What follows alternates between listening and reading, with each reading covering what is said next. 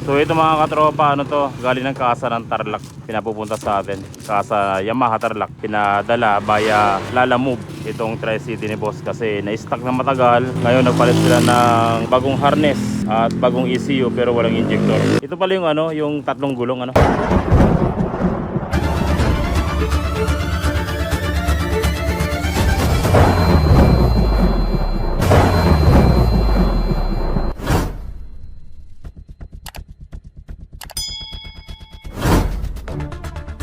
So heto na yung Tri-City mga katropa, nirekomenda sa atin. Nagpalit na sila ng bagong ECU. Ito yung mga dating ECU ni Bossing. Nagpalit na ng bagong ECU. Nagpalit na ng buong harness. Ito yung harness na pinalit nila.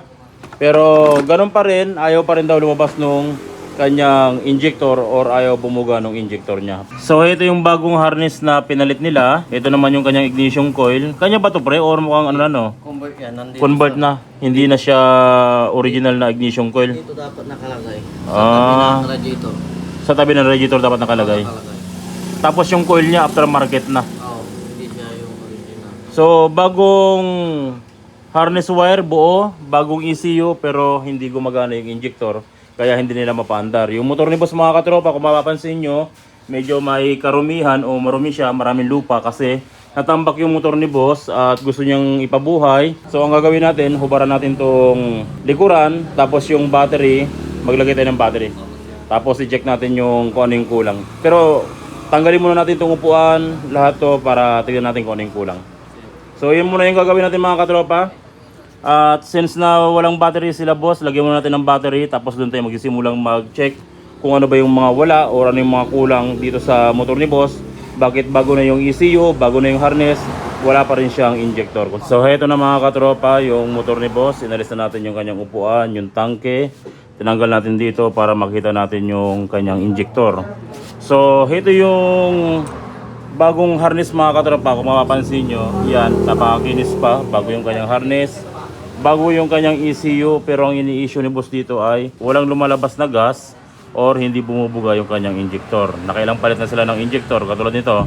Bago na yung kanyang injector pero ganun pa rin, walang lumalabas at walang bumubuga na gasolina. So bago natin siya i-troubleshoot mga katropa, syempre isusi muna natin. Naglagay tayo ng pansamantalang battery dito kasi yung motor ni boss walang battery na nakalagay. Isusi muna natin, tignan natin kung tutunog yung kanyang fuel pump kapag sinusi natin. Okay? So isusi natin, pakinggan natin yung fuel pump niya. Meron naman, pero di ko alam kung marinig nyo sa video. Isa pa. Okay, so meron siyang fuel pump mga katropa. Ang next na gagawin natin, subukan natin siyang i-start kung may bubuga na gasolina rito sa kanyang injector.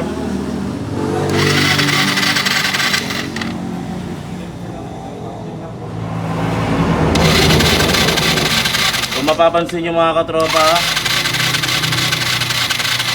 walang bumubuga na gasolina dito sa injector na motor ni boss. So ang isa pa sa problema rito, magpapalit tayo ng relay. Kasi tumutunog lang yung starter relay ni boss. Ayan o. Ayaw niya mag-start pero nagkiklik yung ating relay.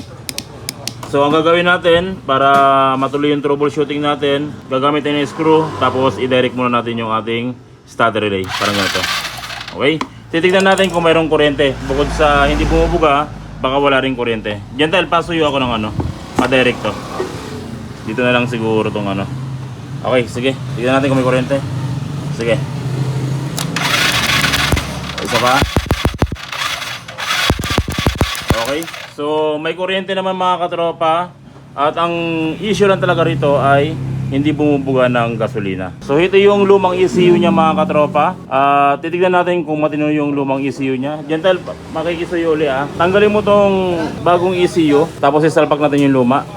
Tignan natin kung mayroon siyang kuryente at fuel pump, kung parehas doon ano. Okay? Isusi natin. Kung may fuel pump, tignan natin.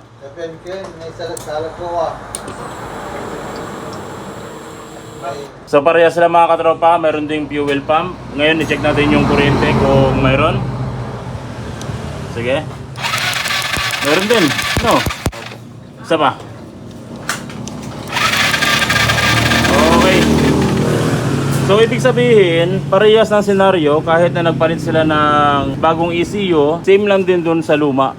May fuel pump, may kuryente pero walang lumalabas na gasolina or hindi nagbubuga ng gasolina yung kanyang injector. Pero nung chinek ko mga katropa, yung kanyang harness wire, chinek namin kung may putol, may corrosion, wala naman. Napakatino naman ng harness wire niya, walang nawawalang koneksyon, walang corrosion, malinis, makintab yung mga pin nung kanyang mga socket, napakalinis pa, kaya sa tingin ko wala dito yung problema. At syempre, nung nagpalit sila ng harness, nagpalit ng ECU, same scenario pa rin sa lumang ECU ng motor ni boss. So ibig sabihin, good din yung ECU at wala ring problema. Since na bago yung harness ni boss mga katropa, hindi na tayo mag-troubleshoot sa harness. Hindi na natin pagdududahan yung harness kung may nawawala bang connection, may naputol or may nag-corrosion. So ang analysis ko dito mga katropa sa motor ni boss, yung kanyang TPS. Ito, either nasira yung TPS niya o may problema yung partner ng TPS. Yung plastic na bilog sa loob nito, yung mayroong metal or magnet, baka nag-corrosion, kinalawang, kaya hindi na nagkukontak or hindi na nasisensor ng ating TPS yung magnet na yon. Kasi nga yung unang gumawa nito, nagtry na siya ng TPS pero hindi pa rin bumubuga ng gasolina. So ibig sabihin, nagkaroon tayo ng idea na hindi TPS yung problema niya kasi nakapag-try na sila ng TPS. Ngayon, tatanggalin natin tong TPS niya at titignan natin yung partner ng TPS, yung tinatawag na Mach sensor, kung may kalawang na or may problema na yung kanyang pinakamagnet or yung kanyang metal. Yung TPS sensor kasi mga katropa, konektado yan sa injector. Kapag may problema sa TPS sensor, hindi rin bubugan ng gasolina yung ating injector. So ito yung ating TPS sensor mga katropa. Hindi na natin ito papalitan kasi nagtry na sila ng bagong TPS sensor, ganun pa rin. Ang titignan natin dito yung partner ng ating TPS sensor, ito, yung tinatawag na Mach sensor. So sa Mach sensor, meron niyang parang magnet o metal. Pero hindi naman kalawang yung kanyang magnet or metal. Pero pansinin nyo kung ano yung problema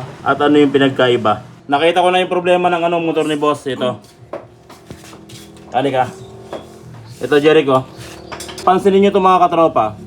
Itong magnet na to, nasa ibaba pag ganito. Or itong metal, kung makikita nyo ito. Yung parang ring na kalahati. Nasa ibaba yung kanyang magnet. Dapat itong magnet na to nasa itaas. Dito dapat pag ganito, Jeric. Kaya hindi bumubuga ng gasolina yung motor ni boss kasi hindi na sisensor ng TPS or hindi na hagip ng magnet yung sensor ng TPS, kaya hindi rin siya nagsisignal sa injector na magbuga ng gasolina. Kung pansinin nyo, andito yung magnet sa ibaba. Nasa ibaba yung magnet, tapos nakaganito yung ating TPS. Yung magnet, dito niya sinisensor sa ilalim. Pero ang pinaka-sensor ng ating TPS sa ibabaw. Kaya yun ang nangyari, hindi bumubuga ng gasolina yung motor ni boss kasi mali yung pagkakabit ng Mach sensor. Ito. Ang gagawin natin, Jerry, lilinisan natin siguro yung throttle body. Dito sa symbol mo to, dapat yung magnet dito sa taas. Okay? So ito na yung throttle body mga katropa. Tapos yung Mach sensor niya, binaliktad na natin. Kung dati itong magnet na ito nakalagay dito sa baba, ngayon binaliktad na natin. Ito yung pinaka standard na pwesto ng ating magnetic. Dapat nandito siya sa bandang itaas. Huwag nyo ilalagay dito sa bandang baba kasi kapag nilagay nyo sa bandang baba, hindi madidetect ng ating TPS sensor yung magnet, hindi rin magbubuga ng gasolina yung ating injector. Okay, so pagkatapos nyan, ibabalik na natin itong throttle body. So ito na mga katropa yung ating throttle body. Nasa uli na natin yung throttle body ng motor ni boss. At kung mapapansin nyo, ito yung pinakapwesto ng ating magnet. Standard to mga katropa. Applicable ito sa Yamaha, NMAX, Aerox at kahit anong may TPS. Dapat ganito yung kanyang pwesto. So pagkatapos nyo mga katropa, syempre isauli na natin yung kanyang TPS. Parang nito pasauli nga ako ng TPS nito.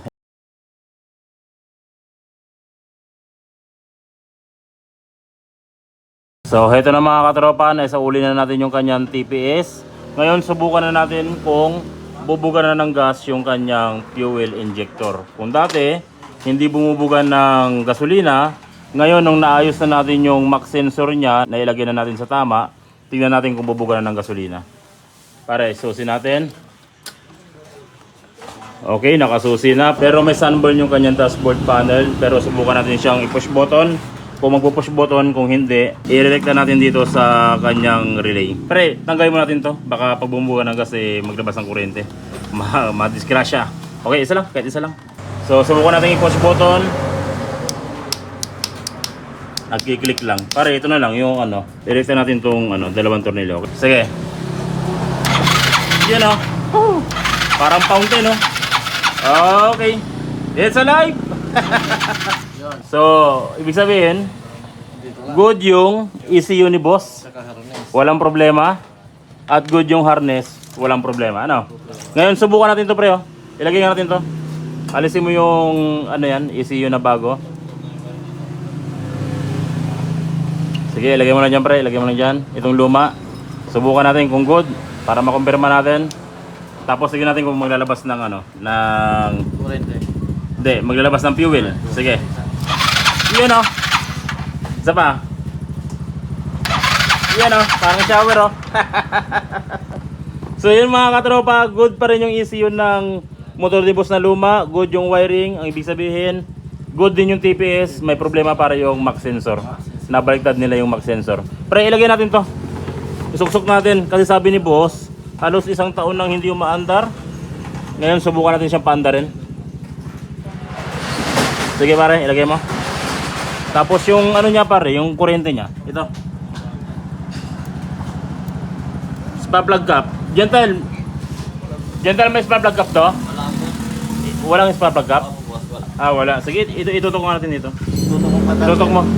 Subukan natin paandarin. Tutok mo patansin.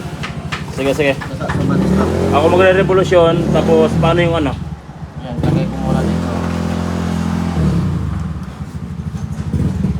Bawak mo natin kay Jerry. Hawakan mo nga yung injector niya. Subukan natin, paandarin. The moment of truth. After 1 year. Mahigit 1 taon. Sige pare.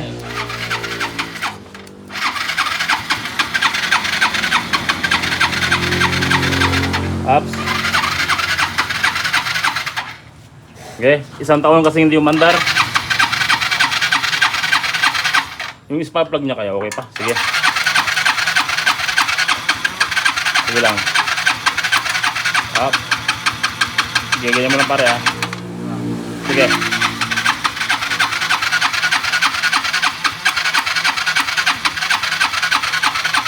Up. Hindi lang injector yung problema ng motor ni boss. Ang gagawin natin, babaklasin natin yung ulo niya. Titignan natin kung loose compression yung kanyang valvula, yung intake tsaka exhaust pare Tapos valve lapping. Pati yung piston niya, sisilipin na rin natin.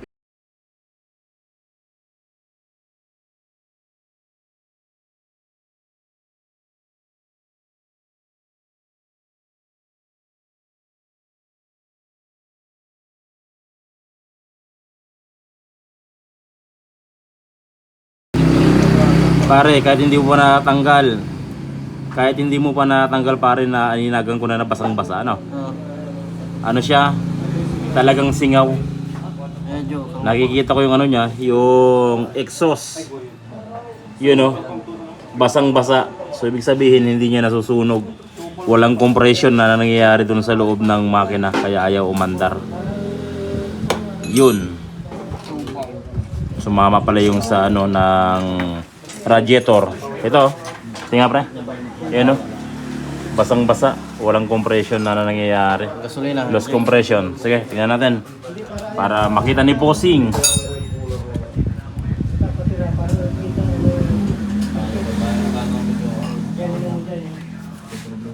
Tingnan. Kulang pa. Okay.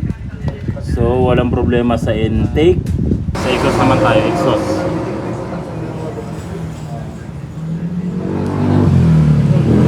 Exhaust. Wala ding problema sa exhaust. Yung pare? Yung black. kanyang black. Dumikit pre. Yun, hindi nga singaw yung kanyang valvula, pero yung piston niya, ito, yung ring. Ay nako, matigas yung ring. Ang tawag dito pre, pumangat sa Pangasinan or sa dumikit Mikit. Hindi man lang gumagalaw yung piston ring niya dumikit yung piston ring niya. Kaya kahit na walang singaw yung kanyang balbula, pag hito hindi gumagalaw yung ring, loose compression din. Wala din. Tapos yung ano nyo, yung piston niya daming carbon. So anong ano natin dito pre? Palit na, ng buong piston na. Oo. Pero yung black malinis. Yung black niya, patingin yung black niya pre, para makita rin ni Bossing, mapanood niya yung video. Yung black mo Bossing, malinis, okay pa. Maliban lamang doon sa kanyang piston ring, yan, inano ni paring din doon. Sige pre, Tigas oh. matigas. Dumikit yung piston ring mo Bossing, kaya wala ring compression. Pero yung ano niya pre, yung intake tsaka exhaust niya, i-valve lapping na rin natin. Valve lapping para. Tapos yung kanyang, ang tawag dito, valve seal, ano, yung valve seal niya papalitan na. Ayan o, inano ni paring din doon. Ayaw talaga. Sobrang kapit. NMAX version 2, umaandar yung kanyang motor kahit na nakapatay yung susi, yung ABS motor niya umaandar palagi. Tapos yun naman, ABS din. NMAX version 2, mga humabol sa atin. Tapos ito mga katropa, yung Tri-City, nabuo na ni paring Lindon. Yung pinilitan dito, ito nga, piston ring dahil dumikit na sa piston yung kanyang ring. Nagpalit ng valve seal, dalawa, para iwas usok. Gasket, ito yung mga gasket niya, pinalitan. At ito yung ibang ano niya, compression ring. Ito, yung kanina, dalawa, oil ring, ito compression ring. So okay na mga katropa, nakasita tayo. Napalabas na rin natin yung gasolina sa kanyang injector, bumubuga na ng gasolina dahil naitama na natin yung sa max sensor niya. Nagawa na natin yung kanyang makina, hindi na siya loose compression. Ngayon subukan natin siyang paandarin. Susi natin. Okay, nakasusi na, tapos paandarin natin. Yan o. Yes, alive! After 1 year mga katropa na pagtitiis ni boss sa kanyang motor, ayan, buhay na yung kanyang motor.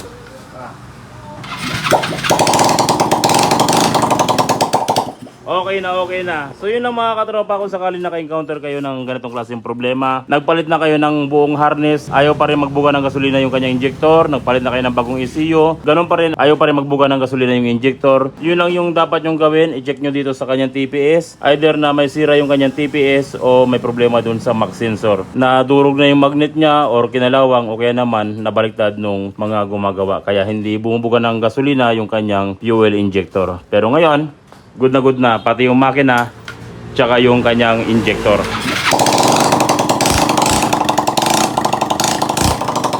Yes, alive!